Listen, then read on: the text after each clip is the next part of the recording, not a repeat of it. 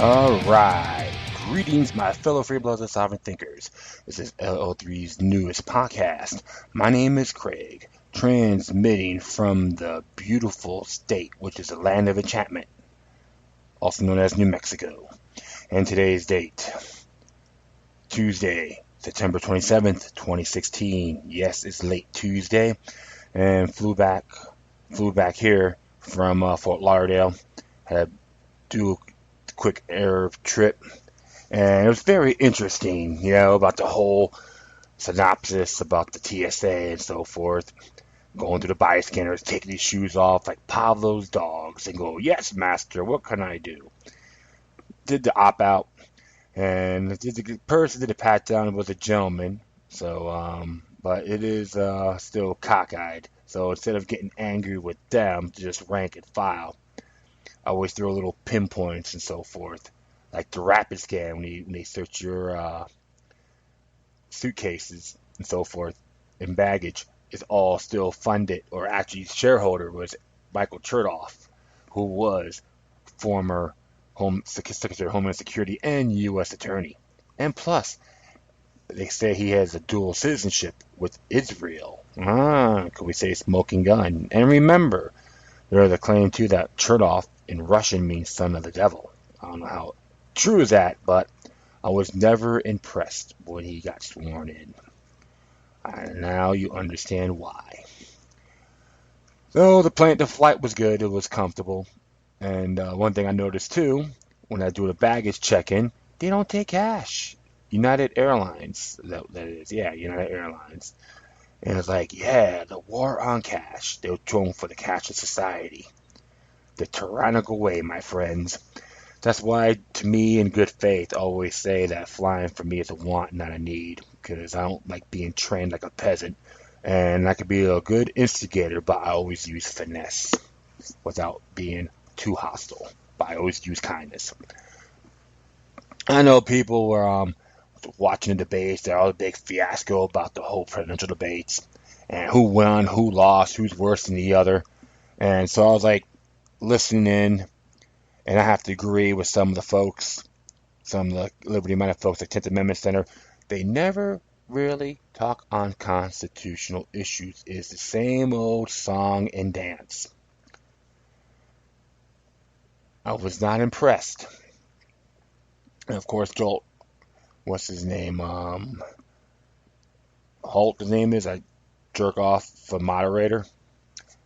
Always being real biased, and doesn't matter if you're. I'm not saying I'm a Trump supporter or anything like that, but I see a whole song and dance. They're all going after him, going after him, going after him, and Hillary to try to make her like she's some queen. Yeah, Jezebelian queen to the New World Order, as usual. And then some of the rhetoric and answers, I was not impressed by both sides. They do support some police state tactics, including stop and frisk. Actually, he supported stop and frisk. Hillary didn't. But when it came to the no-fly, you can't buy without judicial due process, Donald Trump's, "Oh yeah, I agree with Hillary Clinton on that." So to all you folks out there is trying to follow the hype on Donald Trump, you're going to be bamboozled. And I hate to say that, but you don't expect to get swindled. To anyone that try to treat these candidates like they're some monarchs, you shoot yourselves in the foot. Guarantee you that. And this is why I'm always observant in these areas. And the last time I supported a candidate, I did it twice with Congressman Ron Paul, based on his principles and actions. They call him Dr. No, Mr. Constitution, and he got the same Sputniks from both parties. Okay, neocons, neoquacks were ridiculing him, telling him he's a racist. Same debacle. Old, pathetic. How come they don't talk about Hillary Clinton's actions on her why she's anti-freedom, she hates the Bill of Rights? Why is that? Folks better start thinking before voting. And here's one thing for sure. Your vote goes to the Electoral College. So technically, constitutionally, you're just endorsers. And I know two states. I believe it's Maine and Nebraska, if I'm correct. They usually do electoral college. Electoral college over there, they actually go by the voters is in their state constitution. But thereafter, the electoral college picks the president, not us. And if you folks still believe that anyone can vote for the person that's going to do the job, you're going to be disappointed. We all have roles. We all have obligations. Like I said in the past, plant a seed, now no tree. In other words, create liberty, resurrect it, get it reactivated in the local level, then it's brought to the states. Too many folks believe Washington, D.C., they're trying to program and train us like Pavlov's dogs. I know I'm digressing about Pavlov's dogs. To think that Washington, D.C. is the answer. I say, hell no. Even the founding fathers, and James Madison and Thomas Paine, George Washington, Jefferson, I can go on. Always believe in smaller federal government. That's what they call it, the United States, not the centralized states. And plus, I was watching this video that was done by Mike Adams from Natural News. It's called Political Correctness, and the road to I think it's called the lead to Adolf Hitler. Oh no, the Third Reich. Hold on here. I got it right on my Facebook page here. Just bear with me, my friends. Bear with me here. Yes, and of course I just found out recently Jesse Benton sentenced to corruption charges, which is on probation. Piece of garbage that he is. A patsy too. PC language control and the rise of the Third Reich. Look that up on YouTube or go to my Facebook page. I have it located like third, and it's on there. And as it says on the top, check it out if you dare. Real good stuff. And then people still bickering about Jill Stein and what's her name? What's his name? Larry Johnson couldn't get into the presidential elections, the debates. But like I said, as far as I'm concerned, respectfully, the Libertarian Party has been hijacked. Go figure. He has a neocon as his running mate, Johnson. And of course, you talk about Jill Stein. He may have some good things, but you always gotta look at the fine print. There's one thing about political parties that's been pretty damn dangerous.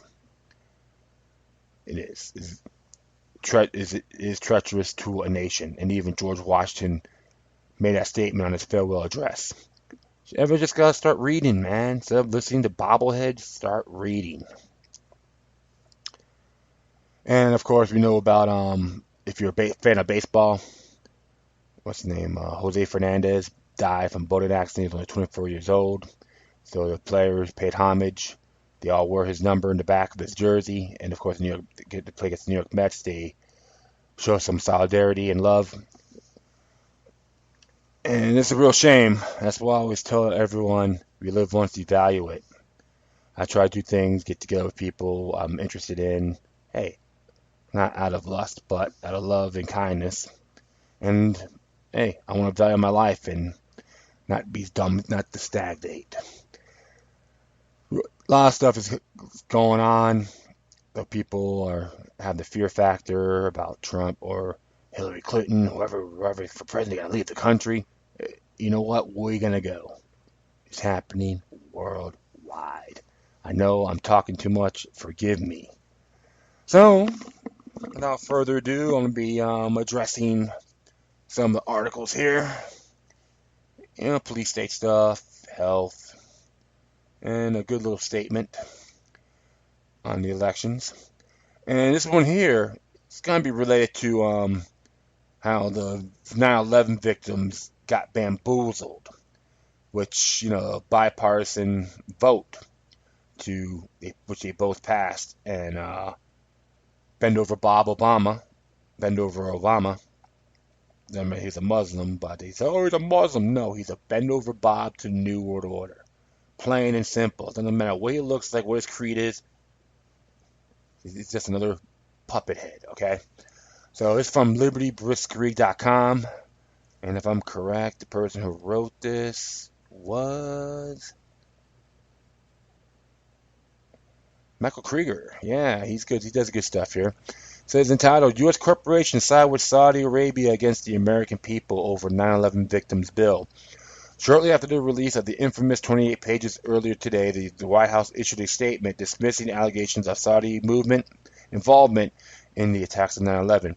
I believe such assurances are intended to prevent people from reading it in the first place, because if you actually read them, your mouth will be wide open the entire time in disbelief. And says here there are only two conclusions any thinking person can come to after reading the 28 pages. One, the elements from the Saudi government ran the operations behind the 9/11 attack. Two, the United States government covered it up. From the July Post, the 28 pages are way worse than I thought. And if you want to know how significant the interests of the American people are when they happen to conflict with the profit margins of multinational corporations, the following article should leave little doubt. So there's a link for that. You get all those links here. You can check it out yourselves. It says here, political reports, Saudi Arabia is mounting a last-ditch campaign to scuttle legislation allowing families of victims of the September 11, 2001 attacks to sue the kingdom, and they're enlisting the major companies to make an economic case against the bill. So, folks, get your pen and paper and start writing. General Electric, Dow Chemical, Boeing, and Chevron are among the corporate titans that have weighed in against the Justice Against Sponsors of Terrorism Act, or JASTA, which passed both chambers unanimously and was vetoed on Friday, according to people familiar with the effort.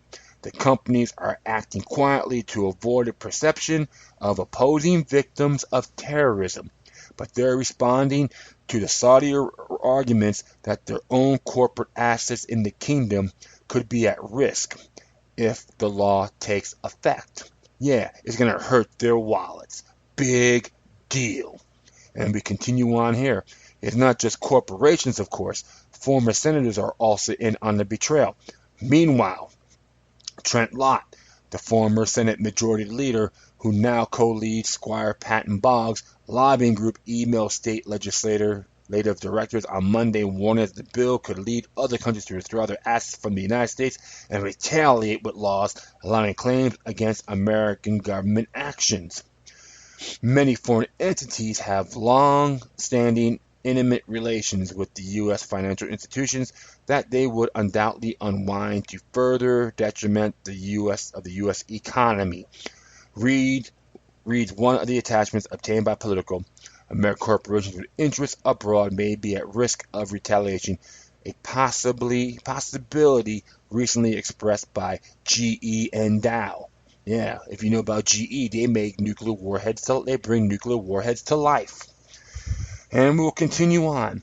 One source familiar with Boeing's effort said the company wrote in a letter that the victims' families deserve justice, but argued that the economic consequences of the bill were important to consider. The letter warned of potential job losses. The source said Dow Chemical is also lobbying against the bill. People familiar with the campaign said. This seems to be status quo's line when it comes to anything related to the Saudis. We can't stand up to them or our economy will go down the toilet. If our economy is really that fragile, we're in bigger trouble than I thought. To prove the point, recalls Larry Blitzer's despicable remarks from last month's Post, The War Economy. CNN's Wolf Blitzer warns about job losses if the U.S. stops arming Saudi Arabia. And another teleprompting reading, Uncle Tom. That's right. So all you Wolf Blitzer fans, piss on you if you don't like it. Yet, it gets worse. Even if Congress happens to override President Obama's veto, the first override of his presidency, these critters are already scheming for an alternative way to water it down. Indeed, when it comes to putting corporate and foreign interests ahead of the American public, the status quo never gives up. But even if Obama receives the first veto override of his presidency, the story won't end. The Saudis will seek a new bill to scale back the law in a lame duck session or in the next session. After lawmakers are relieved from the heat of the campaign, people familiar with what the plans said. It is Washington at its finest, one of the people say. The Saudis are now spending more than $250,000 a month fighting a bill retaining powerhouses Brownstein, Hyatt, Farber Schraik, Glover Park Group, Sphere Consulting, and Squire Patting Boggs. Besides working with the companies invested in Saudi Arabia, the lobbyists are directly contacting lawmakers, placing opinion articles, and seeking support from the think tank scholars. Sorry about that. I'll be back in a moment. Just hang tight here. Alright, sorry about that. I had to do a little adjustment here. So, and like it says here, GOP Senator Lindsey Graham of South Carolina and Bob Corker of Tennessee are trying to hammer out a compromise that would soften the bill, bringing it in line with previously proposed versions rather than keeping it harsher language that just passed. You know what? You're just a bunch of wussies, yeah? Bunch of another butt lugs that go on your hands and knees and blowing these corporate bastards and maybe the Saudi king just like the president, all right? I know I'm being pretty harsh and critical here, folks, but I'm a little bit damn infuriated. But it's nothing new. Okay. Importantly, it's not just corporations and former Congress people who are working diligently with the Saudis to prevent 9/11 families from having their day in court. For example, in April's piece, Getting Things Done, the brother of Hillary Clinton's campaign chair is a major lobbyist for Saudi Arabia. We learned that. Lobbying for U.S. corporations is one thing. Lobbying for a barbaric monarchy with classified ties to the 9/11 attacks is quite another. Yet that's exactly what the Podesta Group does. Once again, the founder and chairman of the firm, Tony Podesta, is the brother of Hillary Clinton's campaign chair, John Podesta. You see? Domino effect to all those Hillary Clinton supporters that think she's going to be the great woman. We need a woman president. We need a woman president. You know what? You're in the same crap as many of the Trump supporters, okay? Tweedledee and Tweedledum. Alright? I'm just going to keep on going here. I know I'm being very critical. And it says here the Podesta Group is billing Saudi Arabia $140,000 a month for its public relations services. During the last few months of 2015, it sent 27 emails, had 2 phone calls, and 1 meeting with lawmakers and staffers. Journalists and organizations including Human Rights Watch and the Center for American Progress disclosure forms show. The mere fact that the Saudis are so connected and can spend so much money to persuade politicians to affect U.S. policy is outrageous and should be illegal. How can the American public compete with the kind of bribery? Look around you, we can't. And there's plenty of other links you can look at this too. Alright? Including, a lot of bad, disgusting influences. But in Liberty, Michael Krieger. Well, I remember when I was watching the video on YouTube on We Are Changing, Luke Radowski was infuriated. He called Barack Obama a piece of shit. And lots of other derogatory remarks, which I can't blame him because it is meritable. Yes, it is. Meritable. The Joker, the bend over Bob to the New World Order, President Barack Obama. And all the other corporations that are involved here, and people in Congress, especially Dumb and Dumber senators from South Carolina.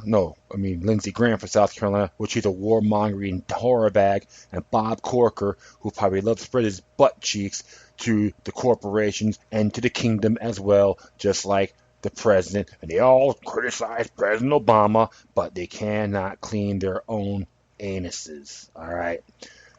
This is why I get infuriated.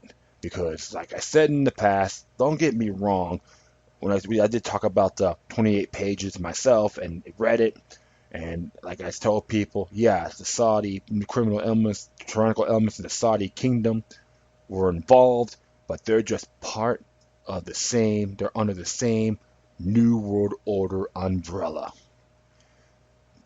That's why this law, because they had this lawsuit signed by Barack Obama, and hopefully screw the softening of the language. Don't be too compassionate. And even the GOP that voted for this should go to Lindsey Graham and Bob Corker and punch him in the confounded mouth. They need a brawl. Take this and beat the crap out of these Uncle Toms. Because they're bought and paid for. That's right. And I hope they hear this show. If they get offended, good, because I don't give a damn what these wussies think. John Jay warned us about it, about foreign influences affecting our country, and even George Washington's farewell address. Vetoes Papers, Article 2, Section 5. I'm not going to add it to my footnotes. Look it up. It's not hard. And I did a show on George Washington's farewell address. Just type it in. You hear my show or just read it. These guys, these folks, these gents had foresight. Now look what's happening today. Just another example of tyranny. Fascistic way. Yes, it is. The fascistic way.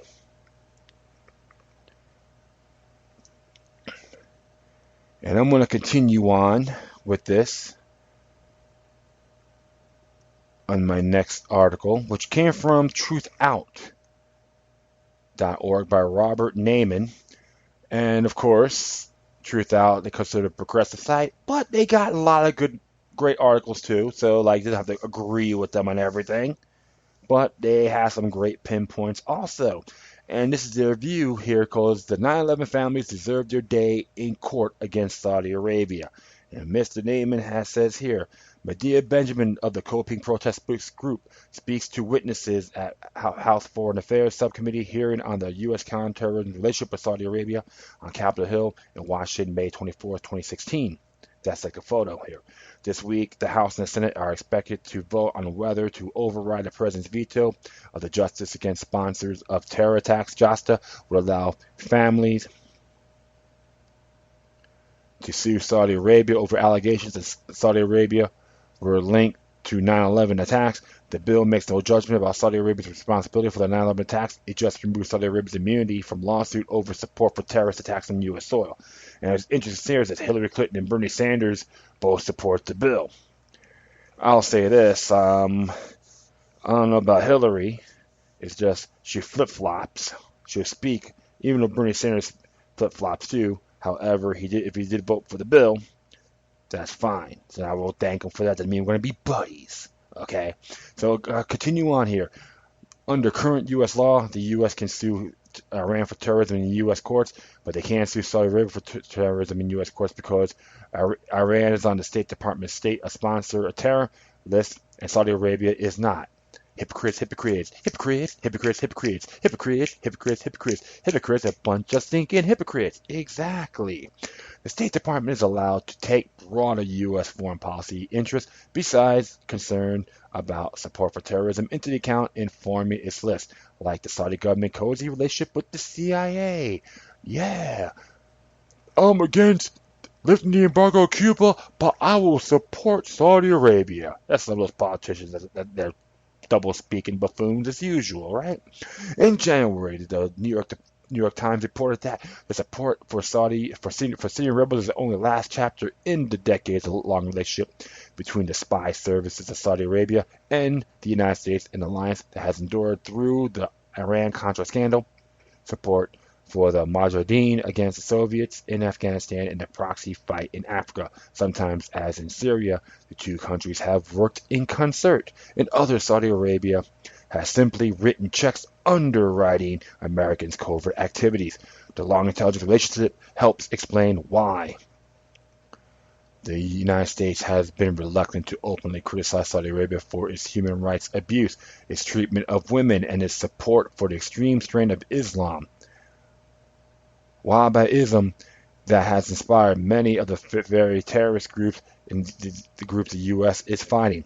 To the Times list of things that has been U.S. been reluctant to criticize Saudi Arabia for because of the CIA's close relationship with Saudi government, we can add targeting civilians in Yemen with U.S. weapons in violation of U.S. law. Last week, 27 senators voted against spending more money to Saudi Arabia to use against civilians in Yemen.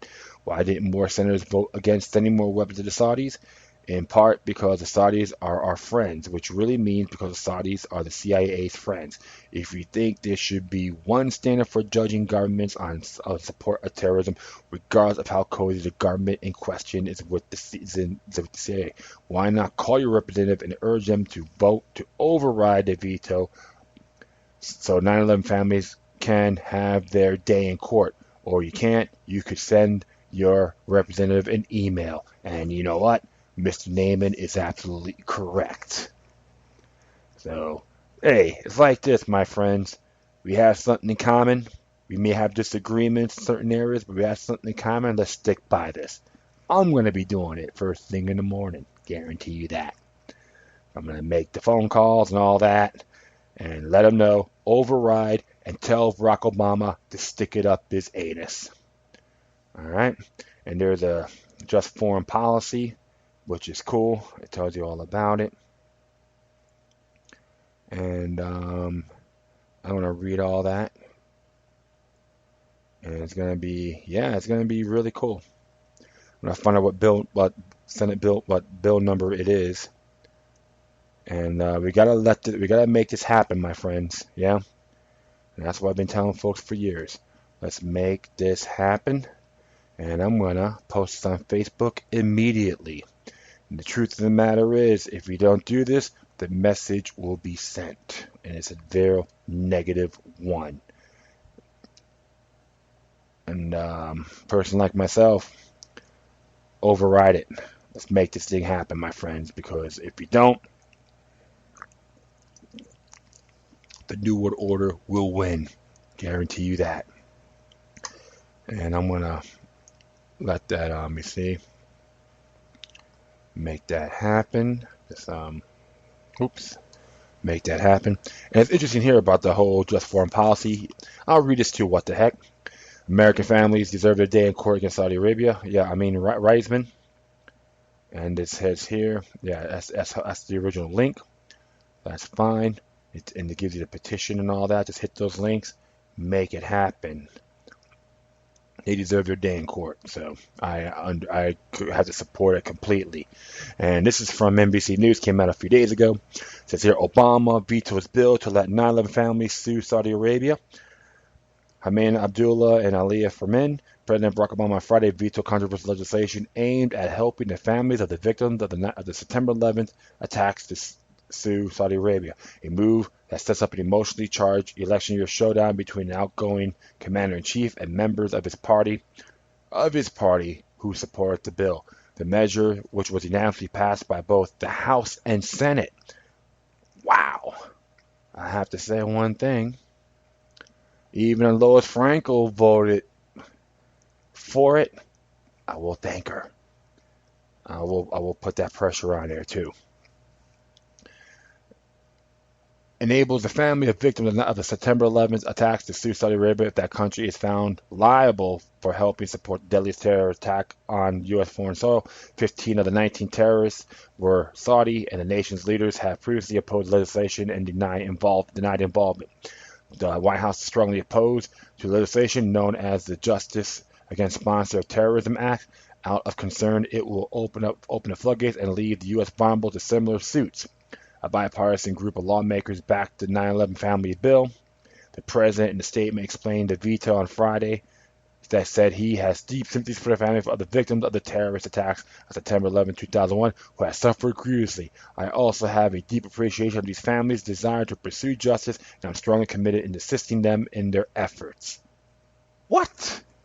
Did that asshole got that from a teleprompter? Or he has a big dildo with the Saudi kings on there. It goes, property of the Saudis.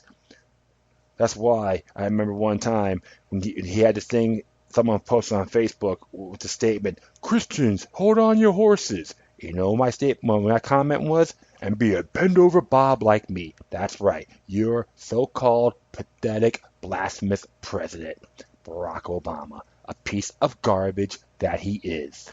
Yeah, and I don't give a damn if you love the man. If so, you're a effing fool.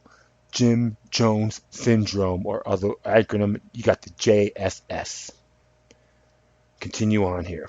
However, the measure would invite consequential decisions to be made based on incomplete information and risk having different courts reaching different conclusions with the culpability of individual foreign governments in their role in terrorist activities directed against the United States, which is neither an effective nor a coordinated way for us to respond to indications that a foreign government may have been behind a terrorist attack, the president continued. The 9/11 families and survivors of United for Justice Against Terrorism, a group representing the families of victims, said in a statement Friday that it's outrageous and dismayed as the president vetoed cause for his reasons unconvincing, unsupportable. The upcoming congressional face-off also put an added degree of pressure on Senate Democrats who they supported the initial legislation might be considered about having a hand in the first veto ride of the Obama's presidency. The president will have to convince 34 of them to change their positions and see things this way. You know what I say? You give them the middle finger and go F you asswipe. Continue on here. Democratic presidential nominee Hillary Clinton says she supports the measure. Clinton continues to support the efforts by Charles Schumer and his colleagues in Congress to secure the ability of 9/11 families and other victims of terror who hold accountable those responsible. She would sign if the legislation came into her desk, President Clinton spokesman Jesse Lanick said in a statement. Republican presidential nominee Donald Trump criticized the veto as shameful, said that the families deserve their day in court. So I say this with those two, it's a manipulation. Action speaks louder than words, but we gotta look at the language too. That President Obama would deny the parents, spouses, and children who of those be lost on a horrific day the chance to close this painful chapter in their lives is a disgrace, Trump said in a statement. White House Secretary President Josh Earnest earlier this week said the president and members of his national security team have had ongoing conversations with members of Congress about the legislation and expressed their concerns. The White House worries that the nation's diplomats and even business leaders could be put at risk by such legislation. You know what? I don't give a damn. You got that? As we made this case, members of Congress in both parties have indicated that they are open to concerns that we've expressed. In many cases, they share them. Ernest told reporters on Tuesday, and the real question for the members of Congress will be whether or not they're prepared to cast a vote that is consistent with the views and feeling that they expressed in private. The administration says getting its point across about the measure is a steep hill. House Speaker Paul Ryan on Wednesday says he does think the votes are there for the override, and if the Senate takes up the override this month, then it's going to come up over here and we will pass it. Earlier this year, Senator Chuck Schumer, Democrat from New York, co-sponsored the bill, told reporters that he felt confident the Senate could override a presidential veto. I don't even like that bastard, okay? So sorry about that. I'm not a big fan of Charles Schumer. I call him the Pinocchio of politicians. Mindy Kleinberg, who lost her husband on 9/11 and protested earlier this week in Washington, D.C. in an effort to get Obama to sign the bill, told NBC News Tuesday, I'm greatly disappointed. I would have liked him to stand with us, come to this point where he's the one man standing between the way of justice and making the nation is horrifying. Kleinberg said, however, that she was optimistic that Congress would override Obama's veto. She added, family members of the 9/11 victims next week would be meeting with lawmakers to urge them to continue to back the legislation. Attorney James Crindler, co-chair of the plaintiffs' executive committee representing the 9/11 families and victims, said he was confident in Congress would override Obama's veto, predicting it's not going to even be close. Crindler said a new complaint would be filed against Saudi Arabia, and his team would begin to put and discovery requests. The facts are already so overwhelming. Saudi Arabia doesn't want to see this continue in the media or court. We're going to prevail. We're going to win. Either the Saudis will come to the table or we'll go to court and win there, he said. Before Friday, Obama had previously issued 11 vetoes during his presidency, according to Senate records, none of them which have been overturned. In comparison, George W. Bush issued 12 vetoes during his tenure, 4 which was overturned during the last 2 years in office as he saw his popularity plummet. Bill Clinton issued 36 vetoes with 2 overridden, and George Walker Bush 29 vetoes with just 1 overridden. So it's just giving you that perspective. Well, I'll say this, based on all these stuff I read, the corporations, Barack Obama, if he's a citizen or not, are treasonous scumbags. Okay? Treasonous pieces of crap. Why? Because they're aiding and comforting the enemy. The Saudi Arabian kingdom were never our friends. Diplomatically, they use American government and Saudi kingdom use one another. That's how I see it. Yes, they're part of it. They're not the core of what happened on 9/11. They're part of it. And they need to be exposed. And based on this, what I've read in the 28 pages, I want this damn thing going through. Get them where it hurts. And you gotta use a fear factor of the economy. You know what? The economy is a phantom anyway. Our money is fiat. How long can it last? No commodity backing. As far as I'm concerned, the people, the families, they got a lot to gain and a little to lose. They already lost people they loved. And they really got nothing to lose after that. And they have a donation site and so forth. So definitely, folks, support them. And I'm going to check out this whole terror act thing. Read it for myself. I haven't really read it, but there's a lot of great things that came out of it.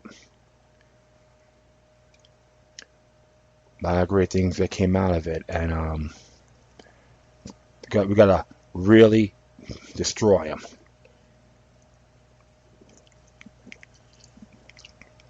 HR 3815 and Senate Bill 2040. So just giving you a rundown on that, my friends. Let me see something here. Yeah, I'm going to check this out. I know I'm probably ranting a little bit, but bear with me. Let's see what they had to say. It was unanimous, so. And they have the summary. Let's see how many pages it is. Is that one amendment? And the person who wrote it was Senator John Cornyn. So that's on the Senate bill. And how about the House side? It's HR 3815. Wow. Congressman Peter King, Republican from District 2 in New York, House Judiciary Committees and all that. So, yeah, it's one text. Let's see what the text has to say. Has 61 sponsors, which is great. And one version of the bill. And, yeah, it has... I'm going to add these bills on here, too, so folks can read it yourself. So that'll be out of fairness. And it was voted unanimously, so I'm definitely going to add these bills, add these links, so you folks can really see it for yourselves. And I'm going to put it right next to this. And Put the other one right there. Boom. And you can all read it for yourselves. If I'm correct, they said it was unanimous, so it's amazing. I am amazed it was unanimous. So, yeah, it was fantastic. Let me see here. All right, let's just check this out.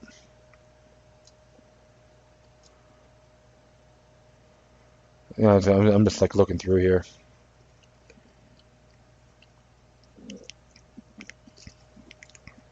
Yep. Okay, good. And the 61 sponsors. I'm just like browsing through here, so bear with me, my friends. And it's great. You got a bunch of them here. Oh yeah, nice, nice, nice, nice. Yeah, yeah, that's good. You got Carlos Cabrero from District 26 co-sponsored it. You could thank him and many others on here. But like I said, my friend, you gotta definitely support this. It is essential. All right, but like I said, anyone that the corporations, I call it treasonous. Read the bills, judge for yourself. But I'm not afraid to call these scumbags out. All right, next one here came from Activist Post. Came out today. A couple of police state related stuff. It says here, police use 10 different types of checkpoints with more on the way. This is updated by Matt Private Eye. That's cute. It says here, police and border patrol are using general crime control checkpoints to harass and detain motorists across the country. Below is a list of 9 different checkpoints police use to ticket and arrest citizens. DUI, Super Bowl, DUI pedestrian, license registration, seatbelt, DNA, escape fugitive, heroin, drug testing. Last year, I warned everyone that multiple law enforcement partners are conducting drug, heroin checkpoints focused on vehicles and pedestrians. Drug testing checkpoints are a lie. If they say a drug test lane ahead is false, if they say drug check lane ahead, it's false, says Wichita attorney Dan Monat, because the courts have ruled on being a violation of the Fourth Amendment. For more information, read the City of Indianapolis versus Edmond. Hey, remember, folks, do your homework. Recently, I've warned everyone that DHS is paying police departments to set up DUI checkpoints across the country. That's right. More of your tax dollars is being extorted. 10th Amendment issue, anti-10th Amendment, what they're doing. And I can say this, James Madison's, who wrote Federalist Papers 46. To learn how police will soon add a 10th checkpoint to the list, please read on. Why are police using illegal checkpoints? 16 years ago, the Supreme Court held that checkpoints established for general crime control purposes are unconstitutional. So why are the police and border patrol stopping innocent motorists? DHS admits DUI checkpoints are really about checking a person's immigration status. So what does that got to do with DUI? Aliens convicted of a significant misdemeanor for these purposes is an offensive of domestic violence, sexual abuse or exploitation, burglary, unlawful possession or use of a firearm, drug distribution or trafficking, or driving under the influence. Also, there's millions of dollars at stake. The University of Berkeley, which has close ties to DHS, made close to $14 million off of no refusal checkpoints. Interesting. In 2013, the California Office of Traffic Safety, OTS, has awarded UC Berkeley Safe Transportation Research and Education Center, which is SafeTrek, okay, which is an acronym, $13,930,555 to run its 2012 13 Sobriety Checkpoint Program. There's a source for that. There's a lot of good links here. FYI, the National Highway Traffic Safety Administration lists over 100 documents supporting checkpoints in the so-called land of the free. All hail Big Brother. All hail Big Brother. I will sell my bend over the government, but I am free. So put your hand in your heart and go, I am a bend over Bob, but I feel free. All right, here's the update on the 27th. Bus checkpoints. Texas police found 8 kilos of cocaine during a random search of a Greyhound bus. Create a checkpoint that trespass on the Constitution, so drugs cannot be used as evidence, a federal judge ruled. Greyhound spokeswoman Lanesha Gibson said its policy is to let police search the buses. You are one bend over Barbie. And of course, federal funds. So it was a little bribe game, okay? We fully cooperate with local authorities and allow them to board buses to do the search if they ask to do so, Gibson said in an email. Yeah, because you're an Angel Mama, okay? Judge Lynn Hughes rejected the idea that the search was legal because Greyhound drivers consented to it, nor he was impressed by other arguments from the government. Hughes said that Greyhound is economically coerced to adopt policies for compliance to police searches because if it refused, it would be risking the ire of every excessively zealous or corrupt police force in places through which its buses travel, which could throw off its buses off schedule. You're right. Judge Hughes, the officer abuse of their authority is bad. However, the federal government's bad judgment is in bringing this case is worse. It has reinforced the officer's illegal invasions. It may need statistics to justify its funding to Congress, but that is a weak and mean way to cater to its bureaucratic imperative. According to Courthouse News, the Conroe Police Department did not respond to a voice message asking if they still randomly searches Greyhound buses, because they're a bunch of wussies, that's why. So far, this makes bus checkpoints a 10th different police checkpoint. Police use checkpoints to threaten motorists and cite them for violations. Establishing a checkpoint is a link. 1. Are motor vehicles checkpoints permitted? Yes, in appropriate circumstances, as noted in the U.S. Supreme Court has held that suburban checkpoints did not violate the Fourth Amendment. Well, how about the Fifth, asswipes? The general statutes go further and allow checkpoints to be used to determine compliance with provisions of Chapter 20.4. In other words, the statute allows checkpoints to be used to detect violations of any motor vehicle law, not just impaired driving laws. By contrast, checkpoints may not be used for general crime control. But that's exactly what the police are doing. Yeah! The Border Patrol's CBP owns records containing multiple accounts of Border Patrol agents stopping and searching motorists without justification, threatening residents with assault rifles, tasers, and knives, destroying and confiscating personal property, interfering with efforts to video record agents, and using dozens of false alerts by CBP dogs to search and detain innocent people. Click here, read all 13 CBP documents. So there's a lot of documentation here, folks, so check it out. Police use checkpoints as a new stop and frisk method. FOIA documents released to the ACLU show that the Border Patrol extra-constitutional police practices amount to a de facto policy of stop and frisk for residents within 100 miles of the border. Police set up driver's license checkpoint despite using license plate readers. Ask yourself what's wrong with this picture. Nearly 8 years ago, an appeals court concluded that police can set up driver's license checkpoints because cops don't know everything about a driver. Yeah, so we want to be deputies in Nottingham. I want my pension. I will spread my butt cheeks to the establishment, even to my elected servants, because they're my boss. Okay, master. Field peasants with the badge. That the primary programmatic purpose of the checkpoint was the enforcement of the state motor vehicle laws. That the state has a vital interest in ensuring that only those qualified to do so are permitted to operate motor vehicles, that these vehicles are fit for a safe operation, and hence that licensing, registration, and vehicle inspection requirements are being observed.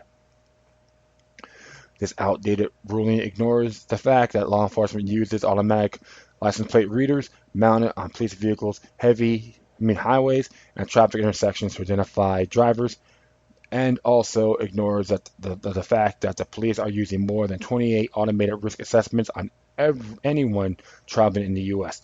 Police also run driver's licenses through the National Precursor Log Exchange to see if their names are on a police pharmaceutical drug list. I'm going to have to check that out. One corporation is responsible for America's checkpoint television ads. The NHTSA pays the Traffic Safety Marketing, a private advertising company, to make national television commercials promoting checkpoints like sober or we get pulled over, click it or ticket, fans don't let fans drive drunk. TSM brags about providing states the TV PSAs, retagging them in support of state highway traffic safety market initiatives. Yeah, I've seen these commercials, and you know what? Oh, sir, are you drinking? Yeah, I'm drinking water, asswipe. You pathetic piece of garbage. I know I'm getting a little bit too passionate here. So, come this fall, Halloween checkpoints. Yeah, so I should dress up as a bend over Bob for Halloween. Well, I'm a bend over Bob and Uncle Tom. All right. TSM has come up with a new way to expand checkpoints. Halloween is meant to be scary, but not when it comes to driving. When it comes to drunk driving, Halloween can turn those roads into a horror fest. Get ready, America, for new TV ads telling the global public that kids everywhere are being killed by drunk drivers this Halloween. Their new slogan should be tricked and gullible. There's no epidemic of drunk driving in America, period. In fact, it's just the opposite. Do drunk drivers really cause half of all traffic deaths? Not even close. GetMad.com explains how the NHTSA includes passenger and pedestrians who had some alcohol but weren't drunk. Click here to find out more of the DUI myth. So there's a lot of links on here, folks, so check it out. If you've been keeping track, that's a total of 10 different types of police checkpoints. Day or night, police use checkpoints to ticket and arrest motorists. Because you know why? Because the city needs money. Remember that. I know I covered Click It or Ticket by TSM, but I thought everyone should see the look of terror on this guy's face who is about to be pulled over for a seatbelt violation. That's right. Think this, America. Think this, America. Mind Control 101. If a picture is worth 1,000 words, I bet I can come up with 1,000 words that describe what he's feeling. Police are stopping motorists with their kids with kids in car seats. You read that correctly. Police are stopping motorists with a child car seats because, according to them, 3 out of 4 kids are not properly restrained. Could this be the 11th police checkpoint, or is it covered under seat belts, as I mentioned above? Police are even stopping motorists who avoid checkpoints. Cloak and dagger fetish? Yeah. According to page 8 of the University of California's Motor Vehicle Checkpoint article, the purpose of any checkpoint would be defeated if drivers had the option to legally avoid, ignore, or circumvent the checkpoint by turning away upon entering the checkpoint's perimeter. Further, it is clear that the perimeters of the checkpoint or the area in which its check are conducted, which include the area within which drivers may become aware of its presence by observation of any sign marking or giving the notice of the checkpoint. Therefore, we hold that it is reasonable and permissible for an officer to monitor a checkpoint's entrance for vehicles whose drivers may be attempting to avoid a checkpoint, and as necessary follows that an officer, in light and of pursuant of the totality of the circumstances or the checkpoint plan, may pursue and stop a vehicle which has turned away from a checkpoint within its perimeters for a reasonable inquiry to determine why the vehicle turned away. Sorry about that. Recent appeals court ruling allows police to stop motorists who park in a driveway to avoid checkpoints because the officer is no longer affiliated with the checkpoint, because the defendant did not actually stop at a checkpoint. Is validity was immaterial to whether an officer has sufficient reasonable suspicion when stopping defendant once defendant drove into a residential driveway. Earlier this year, an Illinois appeals court ruled motorists aren't allowed to make U-turn to avoid a checkpoint. Justice Thomas says certainly the purpose of any checkpoint would be defeated if drivers had an option to legally avoid, ignore, or circumvent a checkpoint by either electing to drive through without stopping or by turning away upon entering the checkpoint's perimeter. Yeah, so it's saying bend over. How far, please? It doesn't get any clearer than that. Judges don't want to let Americans avoid checkpoints because it will cost police and the government revenue. Scumbags. This is a sad reality of living in a police state. Police set up checkpoints, enforcement zones to keep civilians motorists out. According to Tucson Sentinel article earlier this year, civilian motors set up chairs across the CBP key checkpoint in Arvifica, Arizona, and began taking notes. But when they came back the next day, the checkpoint was roped off with signs that reads "No pedestrians." Oh, they can stick it. Okay. Peter Regard, an Avraka resident, and one of the observers shook his head, and he wasn't surprised to see that Border Patrol had pushed the group back, creating what Supervisory Agent William Parshin called an enforcement zone.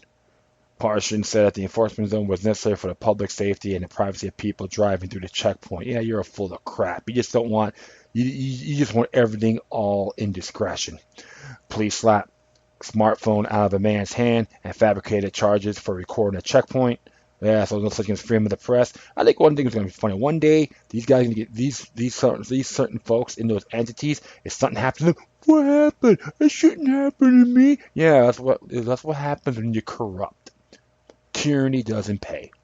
Last week, the ACU filed a lawsuit on behalf of Michael Picard, who has a habit of protesting DUI checkpoints because he sees them as a contrary to the Fourth Amendment and a waste of public money. He has done public records investigation, for example, and recently found that for every two man hours put into a checkpoint, it yields that's one minor traffic citation, almost always for defective equipment. Let's give him something. One trooper declared, another suggested we can hit him with creating a public disturbance. Got to cover our ass, remarked the third. So there's information on that. You can check it out yourselves. Troopers who were working the checkpoint come over to Picard. And the first thing they did was slap the camera out of his hand so it hits the ground. Picard thinks it's broken. There's another video showing that the first thing the state trooper does is walk up with his open hand slap the camera down to the ground. He doesn't even say anything like put that down or please lower your camera. He just slaps it to the ground. Then he interacts with Packard and it has nothing happened, as if I'm just allowed to do that and I don't even have to tell you why. I just broke your camera. It is amazing the level of hostility. I think that man should have a real officers worship Idi Amin Dada or Malte song. All right? Wake up, America. There's a police state we live in where cops use at least 10 different types of checkpoints to threaten a ticket and arrest anyone without fear of reprisal because they believe they're above the law. This is why, my friends, all I see here is pure blasphemy. These ungrateful cockroaches. Okay? Not all as a whole, but the ones that are involved in these things, and you gotta really be vigilant. Okay? Remember what Thomas Jefferson said. A little rebellion now and then is good. And we could do it again. Don't complain. Don't be a goody two-shoes. Be vigilant. Know your rights. You don't have to say a damn word to them. Period. What's their excuse? 9/11? Then give them a penile microphone. You can figure it out. And tell them, don't worry. This is not a sexual gesture.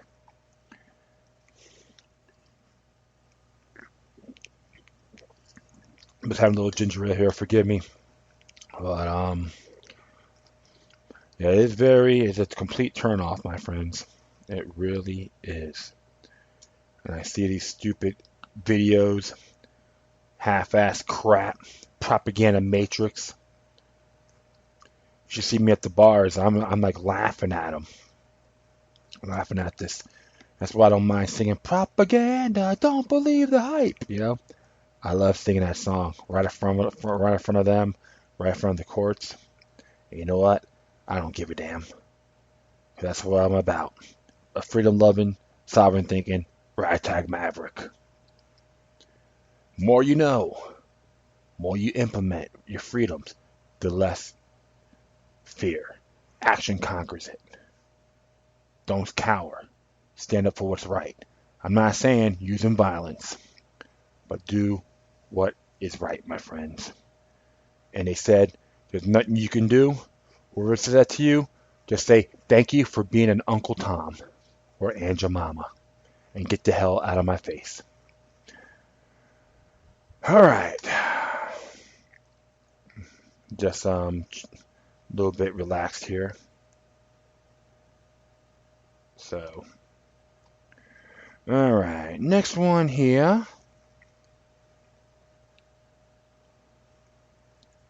Came from the Activist Post as well. Looks like it came out yesterday, if I'm correct. It actually came out, today. It says here, by Derek Brose, who's from the Houston Freethinkers. And it says here, documents revealed widespread abuse of social media spy tool by California cops. Released thousands of pages of documents has revealed that California law enforcement has secretly acquired social media monitoring tools that focus on activists. The American Civil Liberties Union of California has obtained thousands of pages of documents pertaining to California law enforcement agencies secretly purchasing social media surveillance software.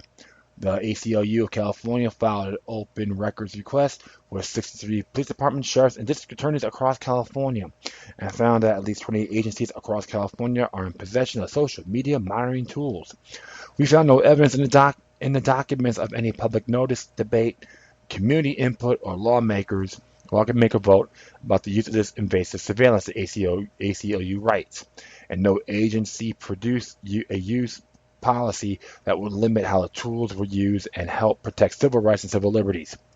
The ACLU reports that tools like Media Sonar, X1 Social Discovery, and GeoFidea have been marketed in ways to target protesters. The records show that GeoFidea's marketing materials referred to unions and activist groups as overt threats. Well. They want you to be a scab and work for Labor Ready. Oh, you're not a threat. They don't want enlightening people. That's the problem. And suggests that the product can be used in ways that targets activists of color. At least 13 California Code of law enforcement agencies have used or acquired GeoFidea. This is not the first time the ACLU of California found a police department using social media monitoring to target activists. Earlier this year, local activists of Fresno bought the police department for over a 5-year, $132,000 contract with Entrado Inc., effectively ending funding for the controversial Beware program. Beware was first exposed in January 2016 in a report from the Washington Post, which outlined a number of surveillance tools at Fresno's PD's disposal. The tools are part of the Fresno Real-Time Crime Center, which Post is described as a cutting-edge $600,000 nerve center, which becomes the model for high-tech policing nationwide. Similar centers have opened in New York, Houston, and Seattle over the past decade. The Real-Time Crime Center has 57 monitors that connect to more than 200 police cameras around the city, 800 camera feeds from city schools and traffic cameras, and they had hoped to connect 400 streams from police body cameras. The Beware program is the only one part of the crime center's arsenal. It works by examining billions of data points, including arrest reports, property records, commercial databases, deep web searches, and social media postings. It was also reported that Beware has close to 100% of the adult population in Fresno, as well as almost 100% of residential addresses, landlines, and cell phone registrations. Most concerning of all, the program assigns a threat score to local residents and alerts officers to possible dangers. I say all hell to the Orwellian theory, Orwellian society. 1984. I like singing that song. The growing use of social media monitoring tools by local law enforcement is coupled with an expansion of social media monitoring by the federal government. In February 2016, Truth and Media reported that the United States Department of Justice met with officials from Facebook, Twitter, and Google to discuss how online social media firms can take the lead in disrupting online radicalization. Seamus Hughes, the deputy of director Deputy Director of George Washington University Program on Extremism, attended the meeting and told Reuters it was a recognition that the government is ill-positioned and ill-equipped to counter ISIS online. Oh, please. George Salem, Director of the Department of Homeland Security Office for countering violent extremism activities, said the federal government is not equipped to push back against online recruitment efforts from terror groups.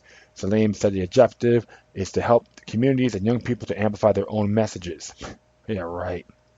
Yeah, if I could defecate or take a dump, it becomes gold, right? All right, hold on here. Boop, boop, boop, boop. Looks like I goofed up here. All right. Okay, it says right here.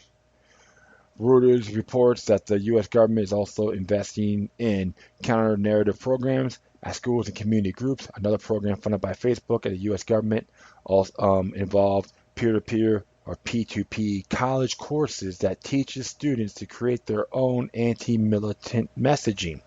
What does surveillance, social media, and targeting of activists mean for the future of freedom of speech and assembly? How will the federal government use social media as a propaganda tool affect impressionable minds? It is time for those who are... One moment. Shoot.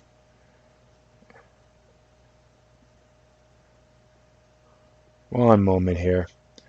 Good grief. I just sometimes this thing just froze on me. I'll try to get this thing going again. Stop.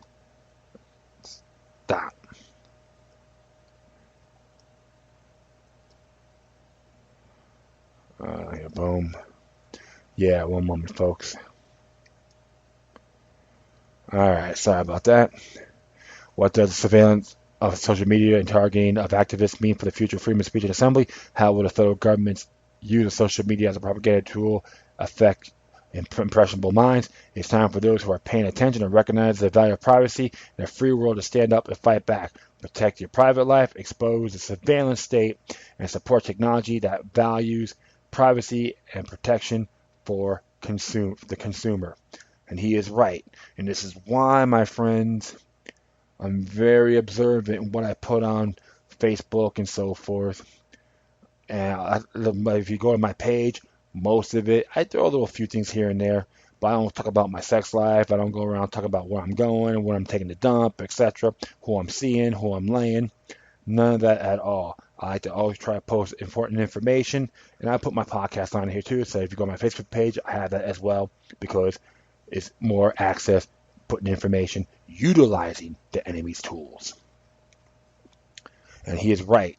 So Derek Bros is an Orwellian theory, 1984 theory we call it, and that has to stop, my friends, because if not, we will all suffer from it. We will all suffer from it if we don't pay attention and do our job. So I'm going to be back in a moment here. It's going to take a little quick breather, and I'll be back. All right. So the next one here came from naturalnews.com. And it's written by Samantha Devies, entitled "Research Shows Monsanto Herbicide Obliterates Soil Nutrients Disrupting Essential Ecosystems." And so, as it reads here, glyphosate, the active ingredient in Monsanto's Roundup, is the most widely applied herbicide in the world. More than 100 million pounds of the weed killer are applied to crops each year in the United States alone. The chemical, categorized as a probable carcinogen by the World Health Organization, has been linked to a variety of cancers, including non-Hodgkin's lymphoma, liver cancer, stomach cancer, and thyroid cancer, as well as numerous other health problems. Research shows that glyphosate not only disrupts biological processes in humans, but it's also aggressively altering the environment in ways that are sure to have lasting impact. Government scientists may be covering up the effects of Monsanto herbicide on the soil quality. One of the most recent concerns regarding the widespread application of glyphosate is the impact it is having on soil nutrients. Some experts allege that USDA scientists are purposely covering up Critical information regarding potentially irreversible soil damage caused by glyphosate. Go figure. When the herbicide is sprayed on traded or GMO crops, it eventually moves into the soil from the plant's root system, a complex atmosphere relying on certain bacteria, fungi, and the materials in the soil to function. When the root system is balanced, crops are more capable of fighting off diseases and photosynthesis is improved. However, scientists are beginning to understand that the application of pesticides can disrupt this essential system, resulting in the plant's death, according to the report by the New York Times. And if there's a link for that, not really, but we'll continue on here. Glyphosate disrupts plant root systems, destroying bacteria and fungi. Okay, because glyphosate moves into the soil from the plant, it seems to affect the rhizosphere, the ecology around the root zone, which in can turn affect plant health, said Robert Kremer, a USDA scientist who has studied the impact of glyphosate on soybeans for more than a decade. Rhizobia is important as this bacterium that fixes nitrogen, which is often deficient in many soils. The difference in root systems between conventional and GMO crops can be seen with the naked eye when investigators try to pull GMO corn from the soil in one Iowa field. They were met with a challenge, needing to use a shovel in order to pry the stalks from the soil. Once the roots were finally freed, they were observed as having chunks of dirt hanging from them. The roots also fanned out and were studded with only few nodules, which are critical to the exchange of nutrients, reports the Times. excuse me there.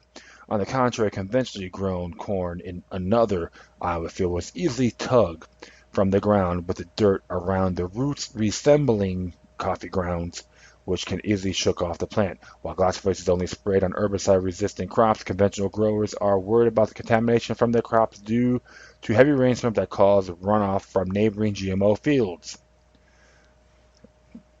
Plants aren't able to obtain necessary nutrients after herbicide application. Kremer, who is a co-author of one of the 5 papers published on the impacts of Roundup, says the herbicide is altering the whole soil biology and is changing nutrient availability when glyphosate passes through the roots of crops and into the soil.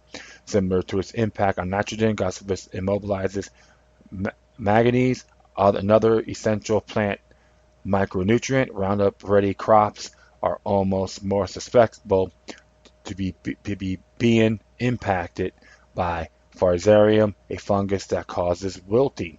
A November 2014 study found that glyphosate negatively impacts earthworm populations, a species that decomposes dead organ matter. Earthworms also create burrows in the soil, allowing oxygen in the water to enter and carbon dioxide to exit. We're already seeing glyphosate-resistant weeds. If we continue to use glyphosate in the same fields year after year, it is a matter of time until microbial communities in the soil will shift to a more judgmental species, said Kremer. And regarding more sustainable methods, Kremer added, more farmers are interested in using cover cropping to maintain soil quality and other organic amendments, but it is a steep learning curve for them. You don't mess with Mother Nature, plain and simple. And these yahoos from this company cannot comprehend. And they got all this money, and they think we should all eat their foods and all that crap and buy their products. It's downright disgusting.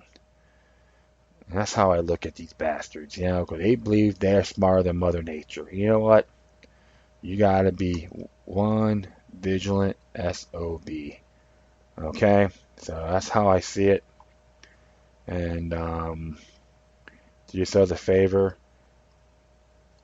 Don't buy these damn products. Okay? Stop it. Enough said. Alright. Well, we got one here. came around a few days ago off of I'll name that website. Sorry about that.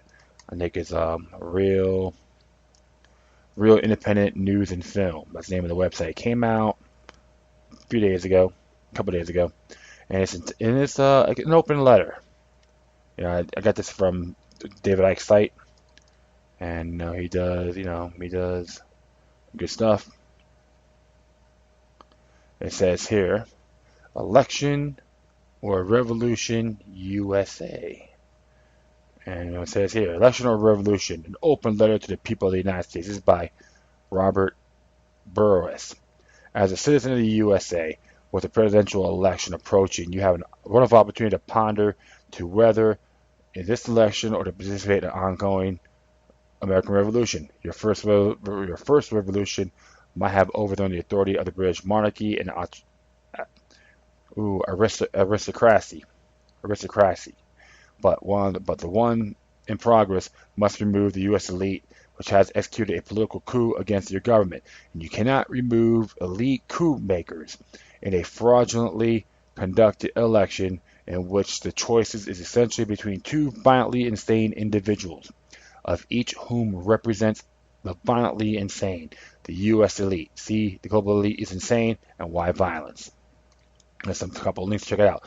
The real value of the second revolution, which moves along steadily with routine outbreaks over a multitude of peace, environmental, and social justice issues, and occasional uprisings, such as the Occupy movement in 2011, which spawned a range of new and visionary initiatives, is that it could give citizens of your country the chance to reclaim the republic for those who genuinely care about life, liberty, and the pursuit of happiness. And just as importantly, have sufficient vision to regard these aspirations as something to be shared with the entire U.S. population, starting with the Native Americans. Even those of us in the rest of the world, including those countries that are currently victims of the U.S. elite violence, whatever it be wars, drone strikes, coups, economic exploitation, and ecological destruction. Such a revolution might write your Constitution and replace the Second Amendment, the right to people keep bear arms, with the right to live free of the fear of gun violence. It might result in a form of social organization that distributes wealth equitably, perhaps by actually taxing the wealthy and outlawing the use of offshore tax havens, or reallocating the annual military killing budget to life-enhancing projects such as poverty alleviation, affordable housing, free education, free healthcare, clean water, renewable energy technologies, and a substantial budget for compensation to those countries that the U.S. elite has systematically exploited or simply destroyed during the past 200 years. This would allow 50 million U.S. citizens who live in poverty and another billion people around the world who also live in poverty the chance to live a decent life. Now you might ask, how are we, the ordinary citizens of the United States, even with our handguns, rifles, and assault weapons, going to take on the U.S. military and police to remove elite control of our government? Well, the answer is that you don't need even one weapon for this ongoing revolution, and in fact, you are vastly better off without them. Weapons have only one use, to kill people, and any revolution worth the name has more profoundly ambitious aims than this. What you need is intelligence, commitment, courage, and a sound nonviolent strategy. The U.S. elite controls your government and has crippled your republic because over successive generations you have let them. Every time you cooperate with the elite because you are scared by paying your taxes, more than 50% of which finances U.S. wars and other military violence, putting your money into the corporate banks, shopping at their corporate shopping malls, buying and consuming the news presented by their corporate media, rationalizing their policies as reasonable, participating in their unjust and violent legal system, fighting as an enlisted person or as a mercenary in their military forces, working in their prison system, accepting exploited employment of any kind, eating their poison and genetically mutilated foods or GMOs, going along with their endless attempts to divide you along racial, class, religious, and other lines. You simply consent to their control. Why? You have A simple alternative. Consciously and systematically participate in the ongoing nonviolent revolution that has already taken place and to give at it life by your presence. Remake the U.S. Republic as you want it by restoring your cooperation with elite structures and processes while creating alternatives that meet your needs and the needs of those around you. Join those visionaries who are creating cooperatives where people are both managers and valued workers. Take your money out of the elite banks and put it into financial organizations that exist or which you create to serve interests of their members, or if you prefer, use let systems. Refuse to participate in or pay for with your taxes. U.S. imperialism and friends all over the world grow or buy healthy, locally or grown, organic, biodynamic, and if you are concerned about the climate catastrophe as well, vegetarian food, read progressive news outlets so that you know what is really going on in the U.S. and in the world. Read literature that deepens your understanding and concern for humanity and doesn't just offer you a distraction from the horror in which you live and support or even become one of those many nonviolent activists in your country who takes personal risk in the struggle to create a better world. If you want more of what you have, then you should vote and or buy a gun. They have an equivalent outcome. They both legitimize elite violence and exploitation directed at you and those you love. If you want to participate in the second and ongoing American Revolution, then spend your time participating in the wholesome activities that many grassroots organizations already offered in creating its next manifestations in your neighborhood. It is a powerful conscience-based choices that you make as an individual that define yourself. And it is these choices that will have most impact of your family, neighborhood, community organization, trade unions, religious organizations, and elsewhere that will help decide the future of the U.S. and its role in the world. Now you might say, I do some or even all sorts of things of you mentioned above, so why not vote too? My answer simply is voting is an act of disbarment. It is an essential message is I appoint you to govern for me. I prefer to govern myself, both meaning intended, and you. So, of those who present the lesser evil argument, one candidate is so bad that the better to have the other, the argument is not worthy of scrutiny.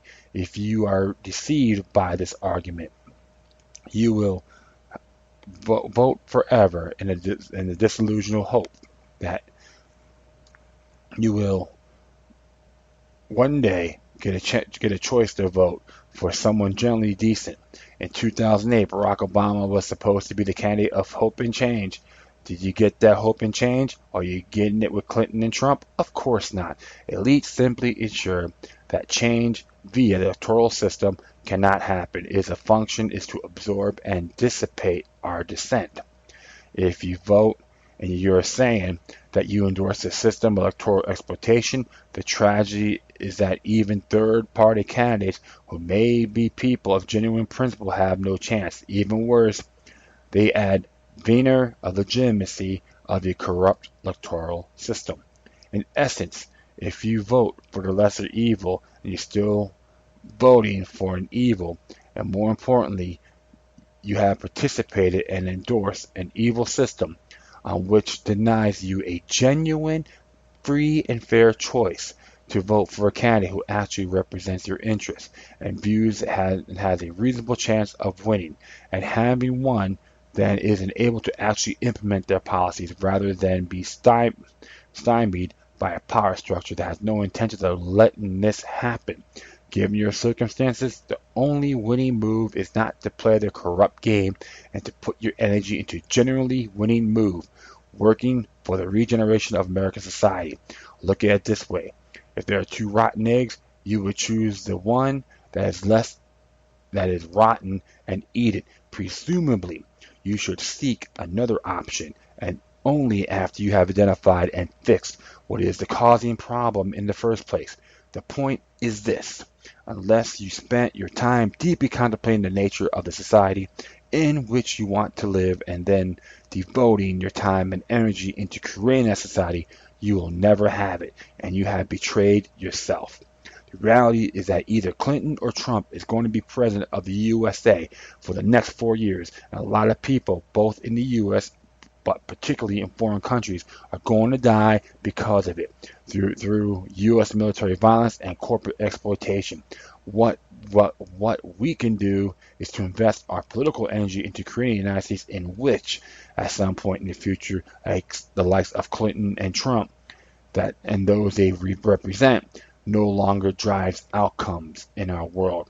To reiterate, I'm not saying don't vote and do nothing, and so do many people do already. I'm suggesting that you ponder dysfunctionality of your society. Do some research into the secretive deep state, or military industrial complex, or part elite of, or the 1%, or which, however you wish to describe it. That controls the republic.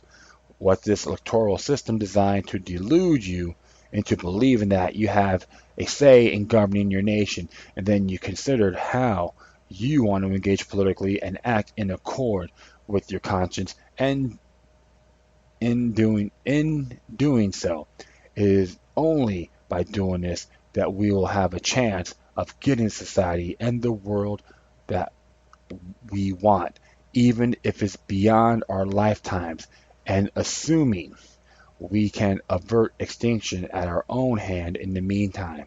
In summary, profound change only occurs from the bottom up, when enough ordinary people take the initiative to remake their own society. And if you are really interested in doing this, one important place is to start by reviewing the way of which you nurture children. And there's a link here. Go see My Promise to Children. Other straightforward options in addition to those mentioned above include participation in the Flame Tree Project to save life on Earth, and signing the online pledge, the People's Charters to create a non-violent world. But those of you who are serious strategic thinkers, I have outlined a strategy for removing coup makers on the website. Nonviolent Defense Liberation Strategy, which is a straightforward presentation of the more detailed explanation offered in the book, Strategy of Nonviolent Defense, a Guardian approach. Is our destiny is in our hands only if we have enough people of courage to accept responsibility for it. Are you one of them? Interesting synopsis here.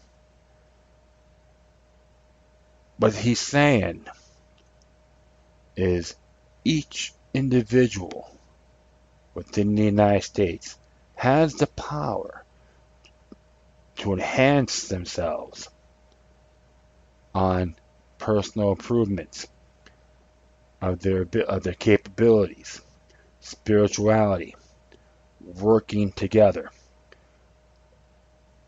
Certain necessities, which I call frivolous necessities, should be wants.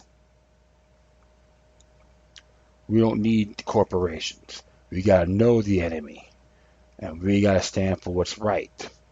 They need us more we need them, not the other way around. Be aware of the mind control agenda, like the fear factor. Very good example. They love using the fear. Look what happened with the 28 with the whole lawsuit with the Saudis. They're trying to put the fear into people about if this happens, it will affect the economy. Just a very prime example. Folks to learn to contemplate for themselves, improve their welfare, and sharing with others. Treat each other as individuals, not a particular group. Really look at the whole political correctness. Flush it down the toilet. Use it as garbage. You use a toilet paper, you wipe your butt, and shove it in the toilet, flush it. That's how my view is with this commentary by Mr. Burris. And really nicely done. It was up to us as people, individuals, who love freedom and love and exercise think freely. This is an example of what I say about demoniac resistance. And that is it. Wow. I'd like to thank everyone for listening to the show. Plus, feel free to download and share throughout your social media networks. If you have any questions or comments, or you want to send me something that's interesting, whatever you do, please send your replies or correspondence with decorum. You can hit me on Facebook, Twitter, Google+, Spreaker, iHeartRadio, Tumblr, YouTube, Freedom's Network, and Scene.life. There's like 9 of them. Or you can email me at LokiLuck3, which is the number 3, and LokiLuck3 is all together, at gmail.com. All right, friends. I'm going to be playing a song by a band I knew called Puya. They're known as Whisker Biscuit. First time I seen them, worked them. They opened up for the Genitortures at this defunct pub called the Plus 5. November to be exact, November 93. And Whisker Biscuit were called. They were cool. So I was like, yeah, I dig it. And it became Puya. They made a big buzz in South Florida. And they got signed to MCA. And it went downhill after that, which I find is disappointing because they could have been booked to, crossover genre with the other music bands, but they try to put them in the metal bracket, which is a lot more than that. But the song is called Areyto. So hopefully you like it. Well, once again, thank you for your time. Plus, always remember that demoniac resistance is healthy for the soul and can liberate humanity. Till next time, take care of yourselves. Keep on spreading the love, and may your guardian spirits be with you.